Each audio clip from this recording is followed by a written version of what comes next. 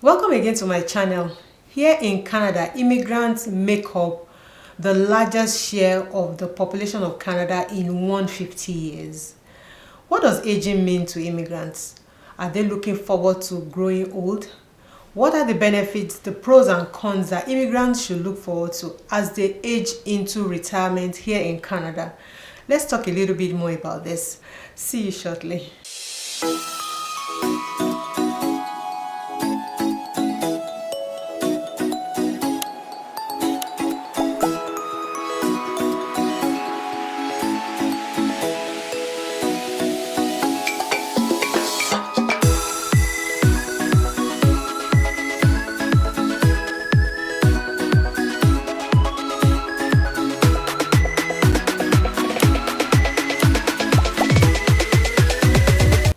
65% of Canadians fall in the bracket of 15 to 64 years.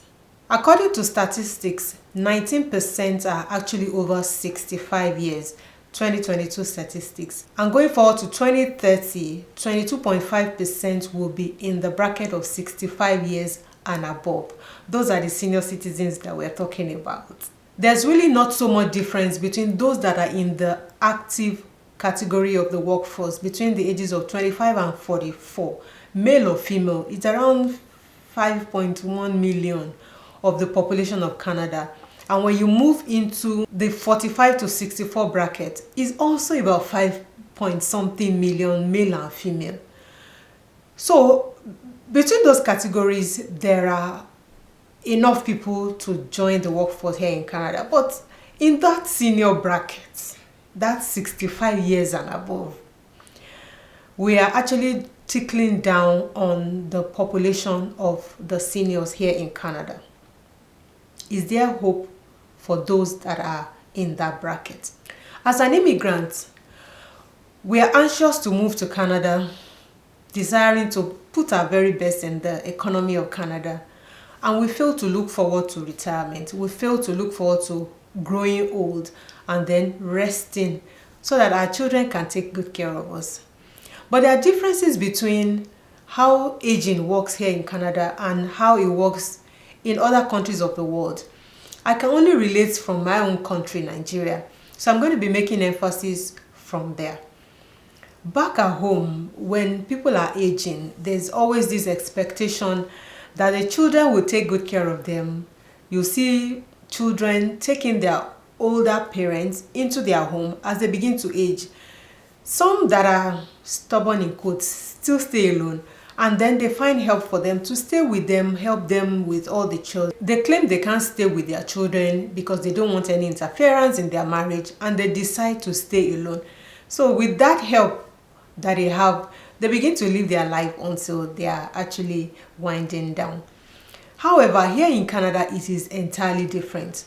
Growing old in Canada means you probably would most of the time be moved to a particular home where you will see your counterparts in age and be able to relate better with them.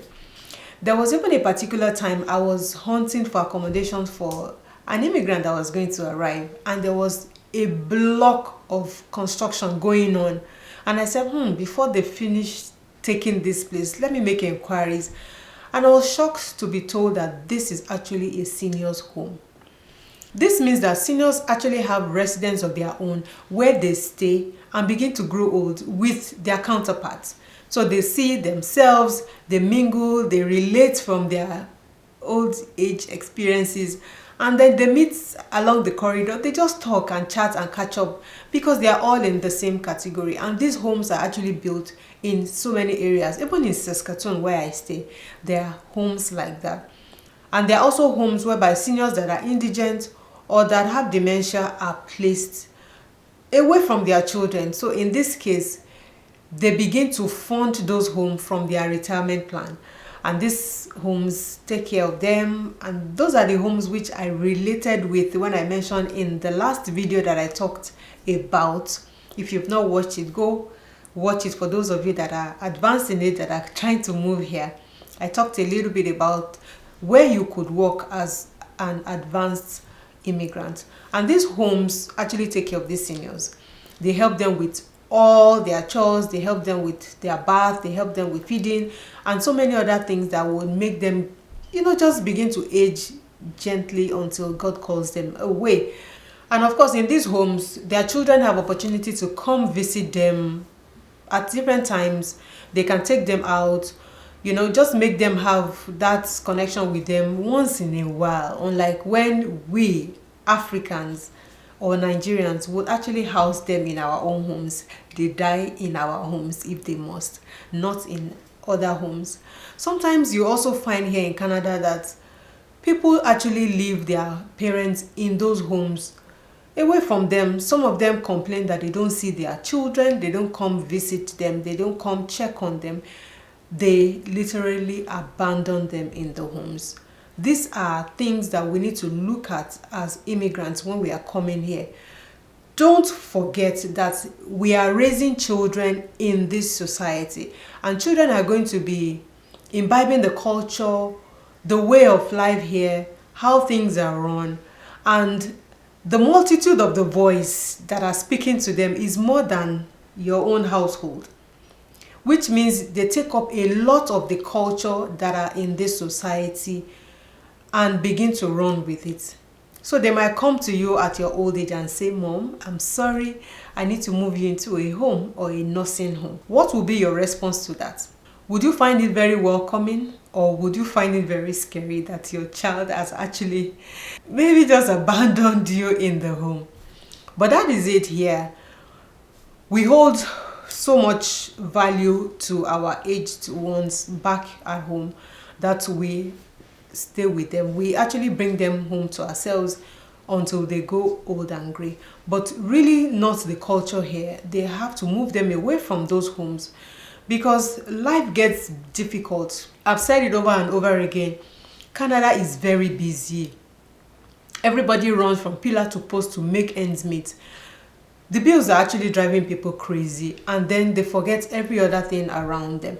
So this is also one of the plights for the aged or the aged ones, and we need to look closely at how aging will look like as immigrants as we begin to move into that particular category in our lifetime. So for those that are old, most of what really funds their later years is actually the property that they have. I spoke in that last video as well that some of this property has to be downsized because your children are moving away from you. They're also buying their homes, and then you probably have to sell to be able to even use those resources to pay for you staying in those homes, especially when you don't have capacity to live alone, care for yourself alone. Sometimes you have people that come in to take care of those people in their own homes, but most of the time they are in homes, seniors homes, whereby those care workers come in, take care of them during the mornings, give them their early morning attention, and then they go.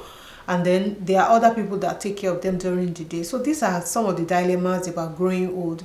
So I want you to begin to ask yourself the question: do you want to age here in Canada, or do you want to go back to your home country and age? Loneliness is one other thing that's scary. Even though you are not even old, Canada can be lonely. If you are such a person that has people around, that you always have community with you, and that's why we talk a lot about building community. But is it still enough in old age? Is it still enough to help you into your latter years of aging? We need to ask these questions. There's isolation here for those seniors because, like I said, they put them in homes or they put them in one place that they stay on their own, and that means they become lonely. I've worked in a care home earlier in my journey as an immigrant trying to survive here in Canada, and I see the experiences that seniors go through. Not bad experiences in that sense, but I look at the comfort of their homes and how you need to be around the people that you love. Even the caregivers don't love them as much as they feel they are caring for them. Some don't even have compassion. Some don't even show as much love. They treat them like any other duty that they go to every day. Some, I said. It is essential that when seniors have a place in their own children's home, that they are better taken care of into their old age.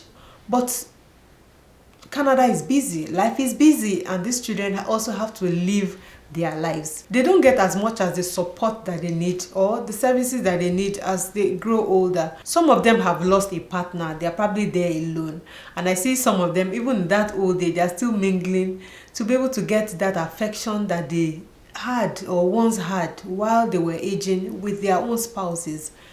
This is really difficult for growing old in Canada. But guess what? The government of Canada also have what they call the old age security pension for the seniors above 65 years old, and this also helps them in retirement. You don't have to have worked to benefit from it as long as you've lived as a senior, is a Canadian citizen in Canada for about 10 years, at least from the age of 18. When you clock 18, you are eligible in your old age to receive this pension, and this helps you towards retirement. This also goes into paying your bills. Healthcare, medical care is really a big issue for seniors as well. They need all this support. That's why when you downsize from your high estate into that really mini life that you need to start living as you age, those monies or funds that you have stocked out there will be able to fund those later years for you as you retire. The government also pays the guaranteed income supplement, and you can only receive the guaranteed income supplement when you receive the old age security pension.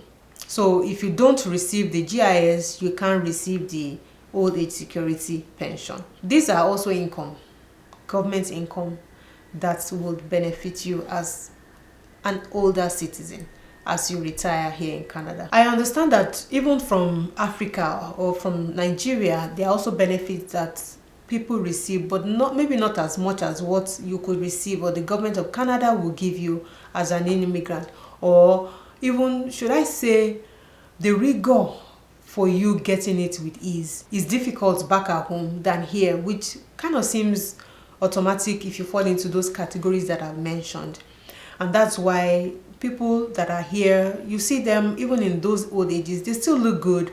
If they don't have underlying health conditions, people are still looking good. But with the stress and all the deprivation back at home, people struggle even in their old age. You see somebody even at the age of 55 looking like a 70-year-old, or you feel this person is even winding down, but alas, never old. Some other benefits to getting old here is that, of course, if you lack a few things in your country like security, like good health care, like good transportation system, like safety, like good community or services that are rendered to older people, then Canada is a good place for you to age. But on the converse, everything that has a positive has a negative. You will have good community when you are aging back in your country than what you will have here, because you sparingly will see people. In fact, I think the isolation that people face here make them age faster too. But the bottom line is that choose where you want to age, whether in your country or back here. People decide to move in their heydays to Canada to begin to enjoy life, build wealth, just live a good life, and then wind down in their home country. Which one would you decide to pick? The choice is yours. But wherever you find yourself, just try and make sure that you are getting the best out of your health, your wellness, and your security. Some of the paramount things that really one needs to live a good life. In Canada, children are mostly more independent to take decisions on their own. They say adulthood starts from 18, and when children become 18, they begin to take decisions. They want to move out of the house, and that's how they can build their own wealth. And when you are gray, they are not staying with you. They don't even want you with them, and then they put you in those homes. Whereas back in my country, adulthood starts from 21, and even in that 21 years, some parents still insist, especially if you know your child, You want them to stay in your home under your very, very eye. You monitor them, make sure that they are doing well before they actually marry out of your home. It's still cost effective for you to stay under your parents' roof, but some children here decide to begin to live their life on their own and then make their own decisions, which they make for you at old age. So you can't really judge a child when he says they have to move you into a home or they want to live their life, because children also here, you see them get married at very young ages because of the adult age that is here in Canada. So children begin to explore, they begin to do as much as they feel they have capacity to at their own expense. They listen less to their parents. Sometimes they feel they can make the decisions on their own, and the parents just watch. But don't forget that they are still holding the key to decide your own retirement or where they keep you in your old age. So you need to build this bond with these children. We need to build, even as immigrants, I would obviously look forward to still be around my own children as I age. Because I can't even imagine, it's not a culture for us. It's not something that we get used to. So I don't know how it would look, but well, it's still some years ahead. So immigrants need to have these conversations with their children as well, so that they can begin to let them know how they want to retire, where they want to be, even in their own age, when they feel in their low estate, how do they want to live? Do they want to be put in homes? Do they want to still stay with their family? I guess the bond or the culture that we have actually gotten used to as immigrants also helps. But like I mentioned, these children are here, they are building new culture, they are integrating as fast, in fact faster than you as an adult, and then they make some decisions that become strange to you, and when it affects you, what will you do? So we need to continue to build this culture vis-a-vis the culture that we have now come to inherit here in Canada, and let our children understand the background, where we are from, how we treat our elderly, what we do to them when they grow old, how we care for them, what you want of them when you begin to grow old, because sometimes at that point the decision is not yours. I hope this has helped you. Do like, share and subscribe, and I'll catch up with you on another vlog. Bye.